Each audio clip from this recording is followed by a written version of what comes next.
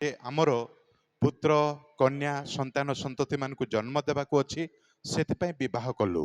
When we ask the question why we get married, these are some of the answers we get. ଯେବେ ଆମେ ପ୍ରଶ୍ନ କରୁ କାହିଁକି ଆମେ ବିବାହ ହୋଇଛୁ ଏହି ସମସ୍ତ ଉତ୍ତର ସବୁ ଅନେକ ଦେଇଥାନ୍ତି। But we need to ask a question, what does the Bible teach why we get married? କିନ୍ତୁ ଆମେ କହିବା ଦରକାର, ଲକ୍ଷ୍ୟ କରିବା ଦରକାର ଯେ ଈଶ୍ୱରଙ୍କ ବାକ୍ୟ କ'ଣ କୁହେ ଆମେ କାହିଁକି ବିବାହ ହେଉ। And we see that in Genesis chapter 2 verse 18. ଆଦି ପୁସ୍ତକ 2 ପର୍ବର 18 ପଦରେ ସେହି ଉତ୍ତରକୁ ଆମେ ଲକ୍ଷ୍ୟ କରିବାକୁ ପାରୁ। And we read like this, God said to himself that it is not good for a man to be alone. So he wanted to create a suitable partner for man. ଈଶ୍ୱର କୁହନ୍ତି ମନୁଷ୍ୟ ଏକାକୀ ଥିବା ଭଲ ନୁହେଁ, ଆମ୍ଭେ ତାହା ନିମନ୍ତେ ତାହାର ଅନୁରୂପ ସହକାରିଣୀ ନିର୍ମାଣ କରିବା। So the first answer to the question why we get married is found in Genesis chapter 2 verse 18. ଆମେ ଏହି ପ୍ରଶ୍ନର ପ୍ରଥମ ଉତ୍ତର ଆଦି ପୁସ୍ତକ 2 ପର୍ବର 18 ପଦରେ ପାଉ ଯେ ଆମେ କାହିଁକି ବିବାହ ହେଉ। So we get married because marriage originated in the mind of God. ଆମେ ବିବାହ ହେଉ କାରଣ ପ୍ରଥମ ଉତ୍ତର ଯେ ଈଶ୍ୱରଙ୍କ ମନରେ ଏ ବିବାହ ପ୍ରଥମରେ ଥିଲା। It is not a human invention, it is not a parent's decision, but primarily it originated in the mind of God. ଏହା ପିତା ମାତାଙ୍କର ଚିନ୍ତାଧାରା ତାହା ନୁହଁ ବା ଅନ୍ୟ କୌଣସି ବାହିକ ବିଷୟ ଦ୍ୱାରା ବିବାହ ହୋଇଛୁ ତାହା ନୁହଁ, ପ୍ରାଥମିକ ଭାବେ ଏହା ଈଶ୍ୱରଙ୍କ ମନରେ ରହିଥିଲା ଆମେ ବିବାହ ହେବୁ ବୋଲି। The second answer we see in Genesis chapter 2 verse 20 to 23. ଆମେ ଆଦି ପୁସ୍ତକ 2 ପର୍ବ ର 20 ରୁ 23 ପଦ ମଧ୍ୟରେ ଦ୍ୱିତୀୟ ଉତ୍ତରକୁ ପାଉ ଆମେ କାହିଁକି ବିବାହ ହେଉ। And God put man to sleep and he did a surgery and he created Eve out of man. ଆମେ ଏହି ଶାସ୍ତ୍ରାଂଶରେ ଲକ୍ଷ୍ୟ କରୁ ଯେ ଈଶ୍ୱର ଆଦମଙ୍କୁ ନିଦ୍ରାଗ୍ରସ୍ତ କରାଇ ତାଙ୍କ ପଞ୍ଜର ନେଇ ନାରୀ ନିର୍ମାଣ କରି ତାଙ୍କ ପାଖକୁ ଆଣିଥିଲେ। So the second answer to the question why we get married is that marriage was designed by God. କାହିଁକି ଆମେ ବିବାହ ହେଉ ତାର ଦ୍ୱିତୀୟ ଉତ୍ତର ଏହି ସ୍ଥାନରେ ଆମେ ଦେଖୁଛୁ ଯେ ଈଶ୍ୱର ନିଜେ ବିବାହକୁ ଆୟୋଜନ ବା ସୁସଜ୍ଜିତ ସେ କରିଅଛନ୍ତି। And the third answer is that God brought Eve to man. In other words, God intended marriage to happen. ତୃତୀୟ ଉତ୍ତର କାହିଁକି ଆମେ ବିବାହ ହେଉ ଯେ ଈଶ୍ୱର ଏ ବିବାହକୁ ଉଦ୍ଦେଶ୍ୟ ଆଧାରିତ କରି ସେ ସ୍ଥାପନ କରିଛନ୍ତି। These three answers are foundation and basic for any marriage to succeed and any marriage to happen. ଯେକୌଣସି ବିବାହ ଏକ ସଫଳୀକୃତ ବିବାହ ହେବା ନିମନ୍ତେ ଏହି ତିନୋଟି କାରଣ ହେଉଛି ମୌଳିକ ବା ଭିତ୍ତିମୂଳ ବିଶିଷ୍ଟ କାରଣ ଅଟେ। It originated in the mind of God, God designed it, and God intended marriage. ବିବାହ ଈଶ୍ୱରଙ୍କ ମନରେ ଥିଲା, ବିବାହ ଈଶ୍ୱର ନିଜେ ଆୟୋଜନ କଲେ, ବିବାହ ଆଉ ଈଶ୍ୱରଙ୍କ ଉଦ୍ଦେଶ୍ୟ ଆଧାରିତ ଥିଲା। The next question we need to ask is, why do we get married?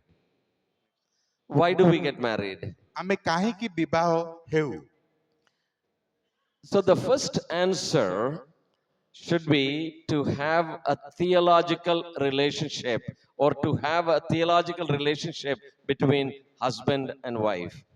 ଆମେ କାହିଁକି ବିବାହ ହେଉ ଯଦି ଆମେ ପ୍ରଥମ ବିଷୟ ଲକ୍ଷ୍ୟ କରିବା ଯେ ସ୍ୱାମୀ ସ୍ତ୍ରୀଙ୍କ ମଧ୍ୟରେ ଏକ ପାରମାର୍ଥିକ ସମ୍ପର୍କ ସ୍ଥାପନ କରିବା ପାଇଁ ଆମେ ବିବାହ ହେଉ। You know, when God thought about it, when God designed it, when God brought the woman to man and conducted the wedding, in all three answers, God is the most important person.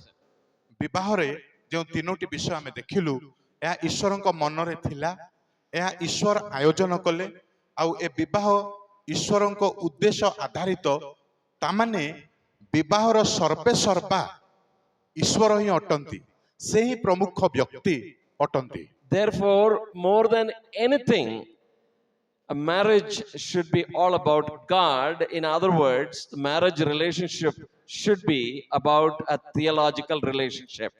ଅନ୍ୟ ସମସ୍ତ ବିଷୟ ଅପେକ୍ଷା ବଡ଼ ବିଷୟ ହେଉଛି ବିବାହ ଈଶ୍ୱରୀୟ ଏବଂ ଈଶ୍ୱର ସମ୍ପର୍କିତ ତାହା ଅଟେ। It is a relationship that is designed to go through discipleship. ଆଉ ଏହି ବିବାହରେ ଯେଉଁ ସମ୍ପର୍କ ତାହା ଈଶ୍ୱରୀୟ ସମ୍ପର୍କ ହୋଇ ଶେଷରେ ଶିଷ୍ୟତ୍ୱ ଗଠନ କରିବାର ସମ୍ପର୍କ ହେବା ଦରକାର। The minute a woman and a man come together in marriage, more than anything else, if they keep God at the center, then the result is discipleship. ବିବାହରେ ଯେତେବେଳେ ପୁରୁଷ ଏବଂ ସ୍ତ୍ରୀ ଏକତାକୁ ଆସନ୍ତି, ଏକ ହୁଅନ୍ତି, ସବୁଠୁ ବଡ଼ କଥା ହେଉଛି ତାହା ଶିଷ୍ୟତ୍ୱ ଆଧାରିତ ହୋଇ ଚାଲିବା ଦରକାର। It is not necessarily romance, it is not necessarily companionship, it is not necessarily procreation. All of them are result, but the primary thing is to know God, and thereby husband and wife go through discipleship. ବିବାହର ବଡ଼ ଉଦ୍ଦେଶ୍ୟ ଯେ ସନ୍ତାନ ସନ୍ତତିକୁ ଜନ୍ମ ଦେବା କିମ୍ବା ପ୍ରେମ ସମ୍ପର୍କରେ ରୋମାଞ୍ଚକ ଭରା ହୋଇଯିବା ଏ ସମସ୍ତ ନୁହଁ। ବିବାହର ପ୍ରାଥମିକ ଉଦ୍ଦେଶ୍ୟ ହେଉଛି ଯେ ଈଶ୍ୱରଙ୍କ ନିକଟରେ ଆପଣାକୁ ସମର୍ପଣ କରି ଶିଷ୍ୟତ୍ୱରେ ପୁରୁଷ ଏବଂ ସ୍ତ୍ରୀ ବଢ଼ିବା। It is in the platform of marriage a husband is able to reflect God, and it is the platform of marriage wife is able to reflect God. ଆଉ ବିବାହରେ ପୁରୁଷ ବା ସ୍ୱାମୀ ସେ ଈଶ୍ୱରଙ୍କୁ ପ୍ରତିଫଳନ କରିବା ଦରକାର ଏବଂ ସେହିପରି ସ୍ତ୍ରୀ ମଧ୍ୟ ବିବାହ ଦ୍ୱାରା ବିବାହରେ ଈଶ୍ୱରଙ୍କୁ ହିଁ ପ୍ରତିଫଳନ କରିବା ଦରକାର। When husband and wife demonstrate forgiveness, restoration, love, unconditional love, and caring for one another, they actually reflect God. And the more they put God first, these things continue to happen in marriage. ବିବାହରେ ଯେତେବେଳେ ସେମାନେ ଏକତା ଆଧାରିତ ଏବଂ ପ୍ରେମ ଆଧାରିତ ପୁଣି ଈଶ୍ୱରଙ୍କ ବିଶ୍ୱାସ ଆଧାରିତ ହୋଇ ବଢ଼ି ଉଠନ୍ତି ଗଢ଼ି ଉଠନ୍ତି, ତେବେ ଈଶ୍ୱରୀୟ ସକଳ ବିଷୟକୁ ସେମାନେ ପ୍ରତିଫଳନ କରିପାରନ୍ତି। It is in the platform of marriage a husband and wife are truly able to serve God. ଆଉ ବିବାହ ଦ୍ୱାରା ସ୍ୱାମୀ ସ୍ତ୍ରୀ ବାସ୍ତବିକ ଭାବେ ଈଶ୍ୱରଙ୍କ ସେବା ସେମାନେ କରିପାରନ୍ତି। All other places when we say we serve God, because that is career related, but when we say we serve God in the platform of marriage, we actually serve God because marriage is God's product and it is God's interest that we serve. ପ୍ରକୃତରେ ସେବା ବିବାହ ଦ୍ୱାରା ଈଶ୍ୱରଙ୍କ ଇଚ୍ଛା ଏବଂ ବାକ୍ୟ ଆଧାରିତ ଆଉ ସେବା ବିବାହ ଦ୍ୱାରା ଆମେ କରିପାରିଥାଉ। In the marriage, when a husband starts caring for wife, wife starts caring for the husband, in effect, they are caring for God, because it is God who created marriage and it is God who brought these two lives together. Ultimately, it is God's interest that they serve. ସ୍ୱାମୀ ଯେତେବେଳେ ସ୍ତ୍ରୀର ଯତ୍ନ ନିଏ ବିବାହ ପରେ, ଆଉ ସ୍ତ୍ରୀ ଯେତେବେଳେ ସ୍ୱାମୀର ଯତ୍ନ ନିଏ, ତେବେ ଏମାନେ ଦୁହେଁ ପରସ୍ପର ଯତ୍ନ ନେବା ଦ୍ୱାରା ଈଶ୍ୱରଙ୍କ ଯତ୍ନ ନିଆଯାଇପାରେ ଏବଂ ଈଶ୍ୱରଙ୍କ ଇଚ୍ଛା ଆଗ୍ରହକୁ ଏମାନେ ପ୍ରକାଶ କରିପାରନ୍ତି। I can tell many things about the purpose of marriage, but this is something we need to, keep in mind, that God is the most important person in marriage. It is not the husband, it is not the wife, but they are only players, but God is the most important person among three people. ବିବାହର ଉଦ୍ଦେଶ୍ୟ କ'ଣ? ୟା ଉପରେ ହୁଏତ ଅନେକ କଥା କୁହାଯାଇ ପାରିବ, କିନ୍ତୁ ବଡ଼ କଥା ଏହା ମୁଁ କହିବାକୁ ଚାହେଁ ଯେ ବିବାହର ଉଦ୍ଦେଶ୍ୟ ହେଉଛି ଈଶ୍ୱରଙ୍କ ଗୌରବ। ବିବାହର ପ୍ରମୁଖ ବ୍ୟକ୍ତି ସ୍ୱାମୀ କିମ୍ବା ସ୍ତ୍ରୀ ନୁହନ୍ତି, କେବଳ ଈଶ୍ୱର ହିଁ ବିବାହର ପ୍ରମୁଖ ବ୍ୟକ୍ତି। A husband is not going to push his interest, or wife is not going to push her interest. If both join together and push the interest of God, it will be a successful marriage. ସ୍ୱାମୀ ନିଜର ଇଚ୍ଛାକୁ କେବଳ ପ୍ରବର୍ତ୍ତାଇବ କିମ୍ବା ସ୍ତ୍ରୀ ତାଙ୍କରି ଇଚ୍ଛାକୁ କେବଳ ପ୍ରବର୍ତ୍ତାଇବ, ତେବେ ଈଶ୍ୱର ଗୌରବ ପାଇପାରନ୍ତି ନାହିଁ। ଯଦି ସେମାନେ ଦୁହେଁ ମିଶି ମିଳିତ ଭାବେ ସେମାନଙ୍କ ଇଚ୍ଛା ପୂରଣ କରନ୍ତି, ତେବେ ଈଶ୍ୱରଙ୍କ ଗୌରବ ସାଧିତ ହୋଇପାରିବ। That is why I said marriage, particularly Christian marriage, is a theological relationship, not necessarily social or biological relationship. ସେଇଥିପାଇଁ ମୁଁ କୁହେ ଯେ ବିବାହ ବା ଖ୍ରୀଷ୍ଟୀୟ ବିବାହ ତାହା ଜାଗତିକ ବା ଅନ୍ୟ କୌଣସି ବିଷୟ ସମ୍ପର୍କିତ ନୁହେଁ, ସମ୍ପୂର୍ଣ୍ଣ ରୂପେ ଈଶ୍ୱରୀୟ ଏବଂ ଈଶ୍ୱର ସମ୍ପର୍କିତ ତାହା ଅଟେ। But we need to know that we are conducting marriage in a broken world. ଆମେ ଜାଣିବା ଦରକାର ଯେ ଏ ଭଗ୍ନ ପୃଥିବୀ ମଧ୍ୟରେ ଆମେ ଖ୍ରୀଷ୍ଟୀୟ ବିବାହ ସଂସ୍ଥାପିତ କରୁଛେ। More than anything, marriage is worst affected because of the fall. ଜଗତର ସମସ୍ତ ବିଷୟ ଅପେକ୍ଷା କେବଳ ବିବାହ ହିଁ ଜଗତରେ ଅତି ଜଘନ୍ୟ ଭାବେ ଆଘାତ ପ୍ରାପ୍ତ। Instead of love and harmony, there is disharmony and opposite of love in marriage because of sin. ବିବାହରେ ପ୍ରେମ ଏବଂ ଐକ୍ୟତା ଦେଖିବା ବଦଳେ ଅନେକ ବିଭାଜନ ଆମେ ଦେଖିବାକୁ ପାରୁଛୁ। In marriage, two sinners are participating. ବିବାହରେ ଅନେକ ସମୟରେ ପାପୀ ମାନେ ଅଂଶଗ୍ରହଣ କରନ୍ତି। Sin is going to show up in our relationship as husband and wife. ସମ୍ଭାବନା ଥାଏ ଯେ ବିବାହରେ ସ୍ୱାମୀ ଏବଂ ସ୍ତ୍ରୀ ମଧ୍ୟରେ ପାପ ଆସିଯାଇପାରେ, ପାପ ଦେଖାଯାଇପାରେ। Husband is going to think that he is the most important person, and the same way wife is going to think that she is the most important person. Each of them will push their envelope, not realizing it is God who is the most important person. ସେହି ପାପ କ'ଣ ବା କେମିତି? ସ୍ୱାମୀ ହୁଏତ ଭାବିବ ଆମ ବିବାହରେ ମୁଁ ହିଁ ପ୍ରମୁଖ ବ୍ୟକ୍ତି, ମୋର କଥା ହିଁ ଚଳିବା ଦରକାର, ହେବା ଦରକାର।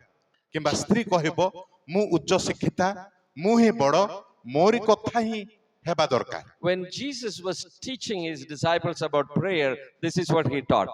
ଯେତେବେଳେ ପ୍ରଭୁ ଯୀଶୁ ଖ୍ରୀଷ୍ଟ ଆପଣା ଶିଷ୍ୟମାନଙ୍କୁ ପ୍ରାର୍ଥନା ଉପରେ ଶିକ୍ଷା ଦେବାକୁ ଲାଗିଲେ, ସେ ଏହା ହିଁ କହିଲେ। We see that in Matthew chapter 6 verse 9. ଆମେ ମାଥିଉ ଲିଖିତ ସୁସମାଚାର 6 ପର୍ବର 9 ପଦରେ ତାହା ଦେଖିବାକୁ ପାଉ। And he taught the disciples to pray like this: Our heavenly Father, hallowed be thy name, your kingdom come on earth as it is in heaven. ଆମେ ସେହି ପଦରେ ଦେଖୁ, ହେ ଆମମାନଙ୍କ ସ୍ୱର୍ଗସ୍ଥ ପିତା, ତୁମ ନାମ ପବିତ୍ର ବୋଲି ମାନ୍ୟ ହଉ, ତୁମର ଇଚ୍ଛା ଜଗତରେ ସଫଳୀକୃତ ହେଉ। That is the prayer husband and wife need to be praying every day. ସେହି ପ୍ରାର୍ଥନା ଈଶ୍ୱରଙ୍କ ଇଚ୍ଛା ଯେମିତି ସାଧିତ ହବ, ବର କନ୍ୟା ସ୍ୱାମୀ ସ୍ତ୍ରୀ ପ୍ରତିଦିନ ସେହି ପ୍ରାର୍ଥନା କରିବା ଦରକାର। More than we think about the church, more than we think about the world, we need to think about marriage, the relationship between husband and wife as a kingdom of God. ଏ ଜଗତ ଉପରେ ବା ଅନ୍ୟାନ୍ୟ ଉପରେ ଆମେ ଚିନ୍ତା କରିବା ବଦଳେ ବିବାହରେ ଆମେ ଈଶ୍ୱରଙ୍କ ରାଜ୍ୟ କଥା ଭାବିବା ଦରକାର। Jesus is the bringer of the kingdom of God. ପ୍ରଭୁ ଯୀଶୁ ଖ୍ରୀଷ୍ଟ ହିଁ ଈଶ୍ୱରଙ୍କ ରାଜ୍ୟର ନିର୍ମାତା ଅଟନ୍ତି। And both husband and wife need to every day pray this prayer: May your kingdom come in my marriage as it is in heaven. ଆଉ ସ୍ୱାମୀ ସ୍ତ୍ରୀ ଏହି ପ୍ରାର୍ଥନା କରିବା ଦରକାର ଯେ ପ୍ରଭୁ ଆଉ ତୁମରି ଇଚ୍ଛା ଆମମାନଙ୍କ ଜୀବନରେ ସଫଳୀକୃତ ହୋଇ ତୁମରି ରାଜ୍ୟ ଈଶ୍ୱରଙ୍କ ରାଜ୍ୟ ଆମ ବୈବାହିକ ଜୀବନରେ ସଫଳୀକୃତ ହେଉ। The most important teaching that we see in all four gospels is about the kingdom of God. ଆମେ ଚାରୋଟି ମଙ୍ଗଳ ସମାଚାରର ପ୍ରମୁଖ ବିଷୟ ଲକ୍ଷ୍ୟ କରୁ, ତାହା ହେଉଛି ଈଶ୍ୱରଙ୍କ ରାଜ୍ୟ। Kingdom of God is not defined, but it is illustrated. ଈଶ୍ୱରଙ୍କ ରାଜ୍ୟ କ'ଣ ତାହାର ସଂଜ୍ଞା ନିରୂପିତ କରାଯାଇ ନାହିଁ, କିନ୍ତୁ ତାହା ଦୃଷ୍ଟାନ୍ତ ସ୍ୱରୂପେ ପ୍ରଦତ୍ତ। Kingdom of God is like a father who had two sons, and the father forgives the prodigal son and he indirectly rebukes the legalistic son. ଆଉ ଈଶ୍ୱରଙ୍କ ରାଜ୍ୟ ଏହି ପ୍ରକାର ଯେ ଜଣେ ବାପାଙ୍କ ଦୁଇଟି ସନ୍ତାନ, ସାନ ସନ୍ତାନ ଯିଏ ଅପବ୍ୟୟୀ ପୁତ୍ର, ସେ ତାଙ୍କୁ ପ୍ରେମ କରନ୍ତି, ସୁଯୋଗ ଦିଅନ୍ତି, ଡାକନ୍ତି, ଆଉ ଅନ୍ୟ ପୁତ୍ର ଯାହାଙ୍କ ପ୍ରତି ସବୁ କିଛି ସେ ଦୂରେଇ ଯାଆନ୍ତି। Kingdom of God is like a king who forgave a man who owed so much of debt, and he actually indirectly rebukes the one who was unwilling to forgive a small debt. ଈଶ୍ୱରଙ୍କ ରାଜ୍ୟ ଏହି ପ୍ରକାର ଯେ ରାଜା ସେହି ବ୍ୟକ୍ତିଙ୍କୁ ଯିଏ ଅନେକ ପାପ କରିଛନ୍ତି ତାଙ୍କୁ ସେ କ୍ଷମା କରନ୍ତି, କିନ୍ତୁ ଆଉ ଜଣଙ୍କୁ ଯିଏ ଛୋଟିଆ ପାପକୁ କ୍ଷମା କରେ ନାହିଁ ତାଙ୍କ ସହିତ ସେ ବିସମ୍ପର୍କିତ ହୋଇଯାନ୍ତି। So if we say, Father, may your kingdom come into marriage through Jesus, just as it is in heaven, we actually tell God many things. ଯେତେବେଳେ ଆମେ ଏହି ପ୍ରାର୍ଥନା କରୁ, ପ୍ରଭୁ ଆମ ଏ ବୈବାହିକ ଜୀବନରେ ତୁମରି ରାଜ୍ୟ ସଫଳୀକୃତ ହେଉ, ତୁମର ଇଚ୍ଛା ସାଧିତ ହେଉ, ତେବେ ଆମେ ଅନେକ କିଛି କଥା କହିଥାଉ। We say that our marriage should be filled with forgiveness, restoration, and absence of legalism, but presence of God's love in abundance. କ୍ଷମା, ସଂସ୍ଥାପନ ଏବଂ ନୀତି ନିୟମ ବଦଳେ ବା ନୀତି ନିୟମ ବଦଳେ ପ୍ରେମ ଆଧାରିତ ହୋଇ ଏ ବୈବାହିକ ଜୀବନ ଅତିବାହିତ ହେବା ଉଚିତ। Before I sit, let me recap a few things that I said. ମୁଁ ଶେଷ କରିବା ପୂର୍ବେ ଯାହା କିଛି କହି ଆସିଲି ତାର ଅଳ୍ପ କିଛି ଆଉ ସାରାଂଶ ଭାବେ, ବୃତ୍ତାନ୍ତ ଭାବେ ଆପଣମାନଙ୍କ ନିକଟରେ ରଖିବାକୁ ଚାହେଁ। Marriage originated in the mind of God. He designed it and he purposed marriage for you and I. ବିବାହ ଈଶ୍ୱରଙ୍କ ମନରେ ଥିଲା, ସେ ନିଜେ ଆୟୋଜନ କଲେ ଏବଂ ତାହା ଈଶ୍ୱରଙ୍କ ଦ୍ୱାରା ହିଁ ଉଦ୍ଦେଶ୍ୟ ଆଧାରିତ ହୋଇଥିଲା। I am not the most important person in my marriage. It is God who is the most important person in my marriage. ବିବାହରେ ମୁଁ ପ୍ରମୁଖ ବ୍ୟକ୍ତି ନୁହେଁ, କିନ୍ତୁ ଈଶ୍ୱର ଅଟନ୍ତି। More than I push my interest into the marriage, I need to learn to push God's interest in my marriage. ବିବାହରେ ମୋରି ଇଚ୍ଛାକୁ ସଫଳ କରିବା ପ୍ରବର୍ତ୍ତେ ଈଶ୍ୱରଙ୍କ ଇଚ୍ଛା ସଫଳ ହେଉ ଭାବିବା ଉଚିତ। And it is brilliantly created platform in which God designed discipleship. ଆଉ ବିବାହ ଏହି ପ୍ରକାର ଈଶ୍ୱର ଏହି ଉଦ୍ଦେଶ୍ୟର ସହିତ ଈଶ୍ୱର ସ୍ଥାପନ କରିଛନ୍ତି ଯେ ବର କନ୍ୟା ସେମାନେ ସ୍ୱାମୀ ସ୍ତ୍ରୀ ସେମାନେ ଶିଷ୍ୟତ୍ୱ ଗଠନ କରିବାରେ ଆଗେଇ ଯାଆନ୍ତୁ। More than anything in this world, marriage is the worst affected because of sin and human fall. ଜଗତର ସବୁ କିଛି ଅପେକ୍ଷା କେବଳ ବିବାହ ଏହି ଜଗତରେ ଜଘନ୍ୟ ଭାବେ ଆଘାତ ପ୍ରାପ୍ତ। And the reversal of sin and fall is the intentional invitation of our Lord Jesus into the marriage and desiring the kingdom of God in our marriage. ପାପ ଏବଂ ପତନ ବିବାହ ମଧ୍ୟରେ ଯାହା ପ୍ରବେଶ କରିଥାଏ ତାହା ଈଶ୍ୱରଙ୍କ ଆଉ ଇଚ୍ଛା ଆଧାରିତ ନୁହେଁ, ଆମ ବିବାହକୁ କଳୁଷିତ କରିଦେଇଥାଏ। May God help us to think about our marriage as kingdom of God as full-time ministers, particularly Pastor Billa and Shashwati. ବିବାହକୁ ଆମେ ଏହି ପ୍ରକାର ଭାବୁ, ଏହା ଅନ୍ୟ କୌଣସି ବିଷୟ ନୁହଁ, କିନ୍ତୁ ଈଶ୍ୱରଙ୍କ ରାଜ୍ୟ ଆମ ଜୀବନରେ ବିଶେଷତଃ ଆଉ ପାଳକ ବିଳାପ ଏବଂ ତାଙ୍କ ସହଧର୍ମଣୀ ତାହା ହିଁ ସେମାନେ ଭାବିବା ଉଚିତ। May God bless. ପ୍ରଭୁ ଅଳ୍ପ ବାକ୍ୟରେ ଆଶୀର୍ବାଦ କରନ୍ତୁ। ଧନ୍ୟବାଦ।